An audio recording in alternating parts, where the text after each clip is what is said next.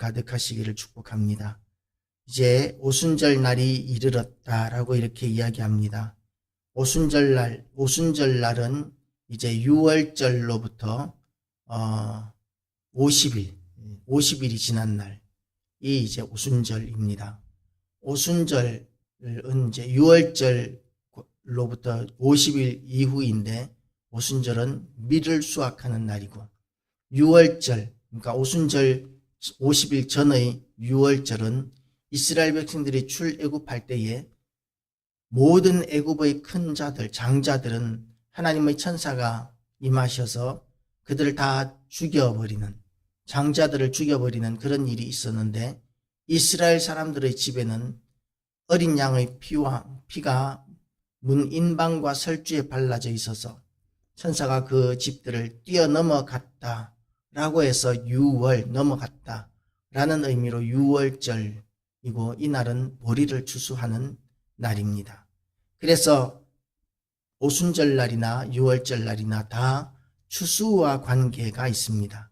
그래서 성령이 임하시면서 제자들에게 다 성령이 부어지고 성령의 능력이 부어지면서 하나님이 의도하시는 바가 뭐냐 하면 추수에 있다는 것이죠. 지금까지는 밀과 보리를 추수하는 것이 이스라엘 사람들에게 가장 큰 기쁨이었겠지만, 이제는 하나님께서 구원하기를 원하시는 영혼을 추수하는 일, 그 일이 이제 교회와 성도들에게 가장 기쁜 일이 될 것이기 때문에 오순절 성령이 임하셨고, 또한 그날이 6월절 50일 후라는 말씀은 우리가 영혼 추수를 하나님께서 우리에게 사명으로 주셨다는 것과 하나님이 그 일을 얼마나 기뻐하시는지를 우리가 알게 하는 목적이 있습니다. 그리고 이제 또 오순절은 언제냐면 예수님이 승천하시고 열흘이 10일이 지난 다음 날입니다. 그래서 예수님께서 약속하신 대로 성령을 온 교회와 성도들에게 부어주셨습니다.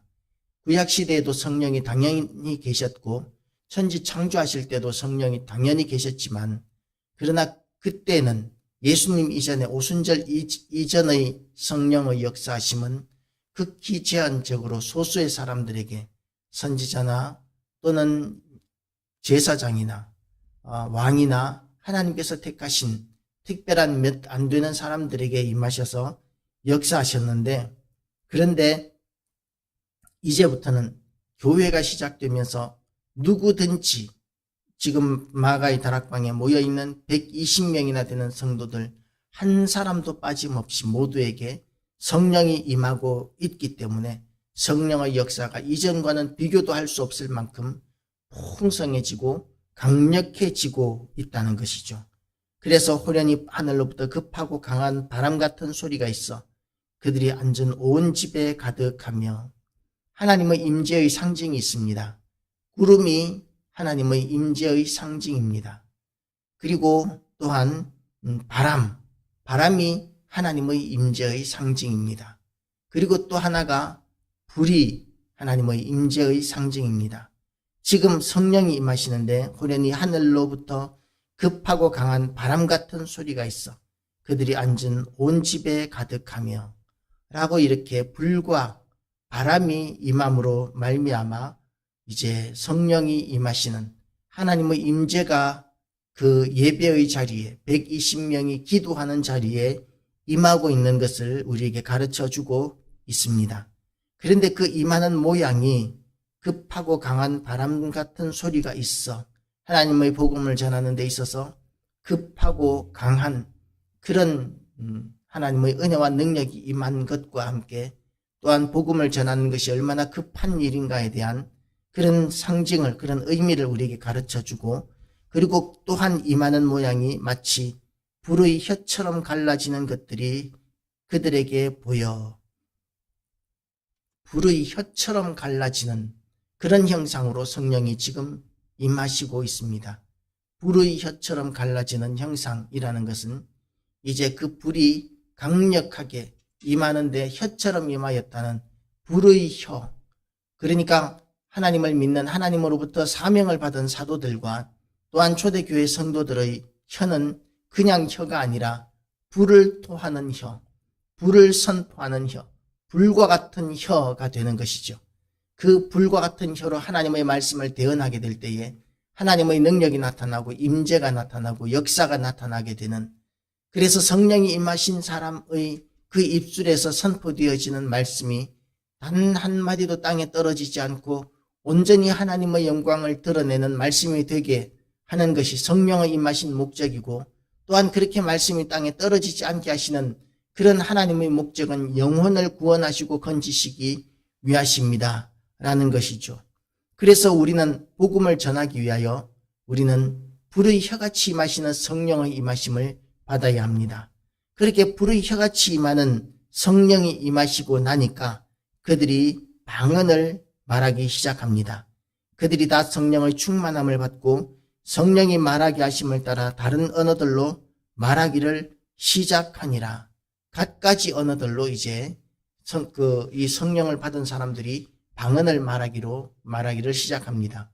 지금 일반적인 방언은 이제 천사의 방언이라 그래서 아무도 알아듣지 못하는 하나님의 은사, 특별한 성령 방언 분별의 은사, 방언 통변의 은사가 임한 사람들만 이제 방언의 의미를 알 수 있지만, 지금 이 본문을 보면 다른 나라의 방언들로 그렇게 방언이 주어지고 있습니다. 어떤 사람들은 한 번도 영어를 공부해 보지 않았는데 영어 방언이 터지고, 어떤 사람은 한 번도 아랍어를 공부해 보지 않았는데 아랍어 방언이 터지기도 합니다. 히브리어, 헬라어 방언이 터지기도 하고 그러는데, 그런 방언이 터지는 그 목적이 지금은 그 사람에게 성령이 임하였고, 그리고 하나님의 은혜가 임하였다는 그런 증거로서 사람들의 믿음에 큰 유익을 주지만, 이 시대 방언이 처음 임하였을 때는 이 방언이 각 나라의 언어로 그렇게 주어졌던 것이죠. 그 각 나라의 언어가 어떤 형태로 임하여졌는지는 모르겠습니다. 그러니까 예를 들면 각 나라, 어떤 사람은 영어, 어떤 사람은 헬라어, 어떤 사람은 라틴어, 뭐 이런 식으로 방언이 갈라졌는 건지, 아니면 이 방언이 임하여서 이 방언을 막 하면 같은 말인데 듣는 사람들이 각 나라 사람들이 그렇게 각각의 말들을 다 듣게 되었는지, 어떤 쪽이 맞는지는 모르겠지만 어쨌든 방언이 이제는 터져 나오면서 복음이 그 방언을 통해서 열국에서 온 사방에서 온 수많은 사람들이 자기가 태어난 곳의 방언으로 복음을 듣게 되었다는 것이죠.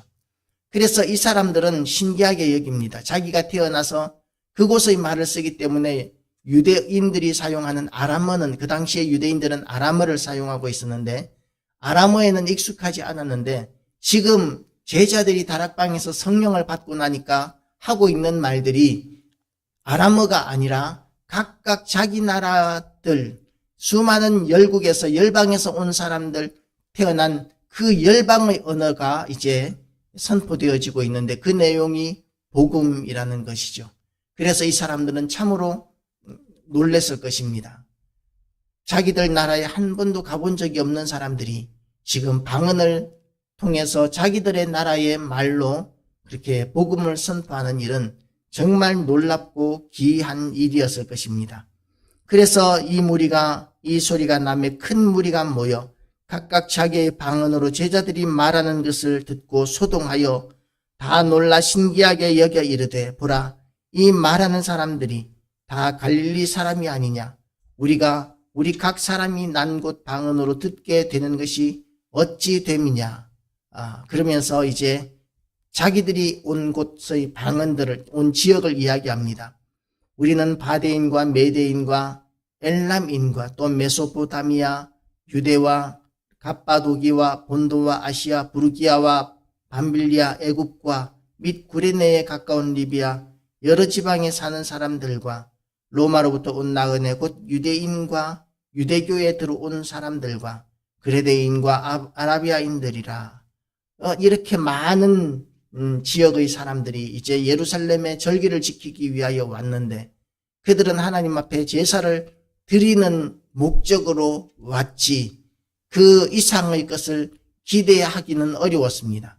하나님 앞에 제사를 드리면 하나님께서는 그 제사를 연락하시고 은혜를 베풀어 주실 것이라는 그것 말고는 복음을 듣는다든지 하나님의 진리의 말씀을 듣는다든지 이런 것에 대한 기대는 없었는데 갑자기 성령이 임하시면서 제자들이 방언을 말하게 되고 그 방언이 이렇게 많은 나라들에게서 온 사람들의 귀에 이렇게 많은 나라의 말들로 들리는 그런 기적적인 일들이 일어났다는 것이죠. 그래서 다 놀라며 당황하여 서로 이르되 이 어찌 된 일이냐 하며 이 일이 정말 놀라운 일이다. 너무 놀라운 일이다. 라고 이렇게 놀라면서 복음을 향하여 열리고 있는 사람이 있는가 하면 또 어떤 이들은 조롱하여 이르되 그들이 새술에 취하였다 하더라. 술 취한 것으로 이렇게 복음을 선포하는 사람들을 하나님께 붙들린 하나님의 일꾼이라고 여기는 것이 아니라 그냥 이 사람들을 술 취한 사람으로 새술에 취하였다 라고 이렇게 이야기하고 있는 사람들로 갈라지고 있는 것을 보게 됩니다. 아무리 성령이 강력하게 역사하셔도 받을 사람이 있고 받지 않는 사람들이 있습니다.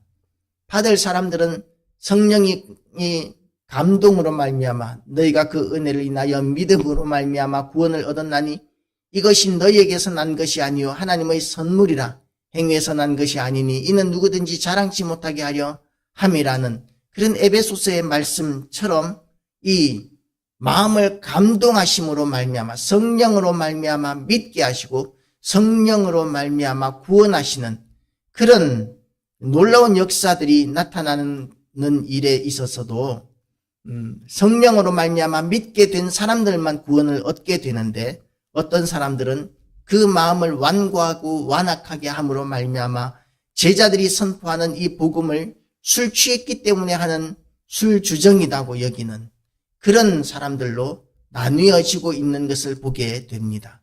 그래서 우리는 예수님께서 직접 오시거나 성령께서 강력하게 역사하시면 우리가 복음을 전하는 모든 사람들이 예수 믿고 복음을 받아들이게 되고 교회에 등록하게 될 것이라고 기대해서는 안 됩니다. 하나님께서 직접 역사하셔도 구원받을 사람과 구원받지 못할 사람들이 갈라지고 있는 현상을 우리는 이 본문에서도 보게 됩니다.